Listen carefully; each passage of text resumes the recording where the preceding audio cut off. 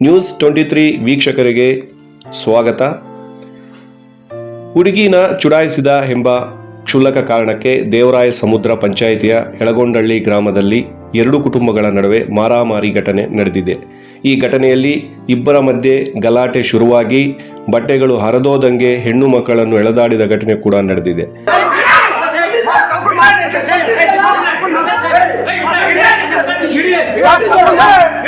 ಈ ಜಗಳಕ್ಕೆ ಸಂಬಂಧಿಸಿದಂತೆ ಕಣಗಾನಿ ಕೃಷ್ಣಪ್ಪ ಮತ್ತು ಅವರ ಕುಟುಂಬಸ್ಥರಾದ ರತ್ನಮ್ಮ, ಮಗ ಸುಕುಮಾರ್, ಗಣೇಶ್ ಮತ್ತು ಅವರ ತಮ್ಮ ಯಲ್ಲಪ್ಪ, ಮಗ ನಿತಿನ್, ಇವರ ಬಾಮೈದ ಮಣಿ ಎಂಬುವವರು ಯಳಗೊಂಡಳ್ಳಿ ಗ್ರಾಮದ ಮಾಜಿ ಸದಸ್ಯರಾದ ಸುಬ್ರಹ್ಮಣಿ ಮತ್ತು ಹೆಂಡತಿ ಯಲ್ಲಮ್ಮನವರ ಮಗಳು ಚಂದನ, ಶ್ವೇತಾ, ಬಾಮೈದ ಸೋಮು ಅವರನ್ನು ಹೊಡೆದ ಘಟನೆ ಬೆಳಕಿಗೆ ಬಂದಿದೆ.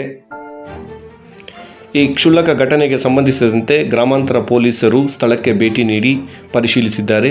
ಮುಂದಿನ ದಿನಗಳಲ್ಲಿ ಯಾವ ರೀತಿ ಇದನ್ನು ಪ್ರಕರಣ ದಾಖಲು ಮಾಡಬೇಕು ಅಂತ ಮಾಹಿತಿ ಕಲೆ ಹಾಕುತ್ತಿದ್ದಾರೆ. ಈ ಗಲಾಟೆಗೆ ಪ್ರಮುಖ ಕಾರಣ ಏನು ಅಂತ ನೋಡಿದ್ರೆ, ಸುಬ್ರಹ್ಮಣಿ ಮಗಳಾದ ಚಂದನ ಅವರನ್ನು ಪುಂಗನೂರಿಗೆ ಕೊಟ್ಟು ಮದುವೆ ಮಾಡಿಸಿದರು. ಅವರು ಡಿಪ್ಲೊಮಾ ಪರೀಕ್ಷೆ ಬರೆಯಲು ಊರಿಗೆ ಬಂದಿದ್ದರು. ಈ ವೇಳೆ ಕೃಷ್ಣಪ್ಪ ಮಕ್ಕಳಾದ ಸುಕುಮಾರ್, ಗಣೇಶ್, ಕೃಷ್ಣಪ್ಪ ತಮ್ಮನ ಮಗ ನಿತಿನ್ ಸೇರಿ ಆಗಾಗ್ಗೆ ಚಂದನ ಅವರನ್ನು ಚುಡಾಯಿಸುತ್ತಿದ್ದರು.